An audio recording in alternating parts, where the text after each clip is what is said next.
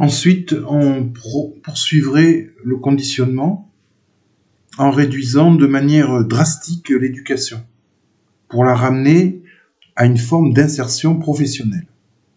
Un individu inculte n'a qu'un horizon de pensée limité, et plus sa pensée est bornée à des préoccupations médiocres, moins il peut se révolter. Il faut faire en sorte que l'accès au savoir devienne de plus en plus difficile et élitiste, que le fossé se creuse entre le peuple et la science, que l'information destinée au grand public soit anesthésiée de tout contenu à caractère subversif. Surtout pas de philosophie. Là encore, il faut user de persuasion et non de violence directe. On diffusera massivement, via la télévision, des divertissements flattant toujours l'émotionnel ou l'instinctif. On occupera les esprits avec ce qui est futile et ludique.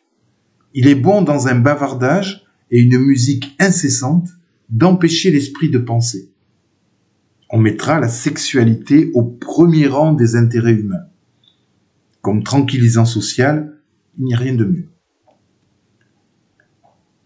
En général, on fera en sorte de bannir le sérieux de l'existence, de tourner en dérision tout ce qui a une valeur élevée, d'entretenir une constante apologie de la légèreté, de sorte que l'euphorie de la publicité devienne le standard du bonheur humain et le modèle de la liberté. Le conditionnement produira ainsi de lui-même une telle intégration que la seule peur qu'il faudra entretenir sera celle d'être exclu du système et donc de ne plus pouvoir accéder aux conditions nécessaires à ce bonheur.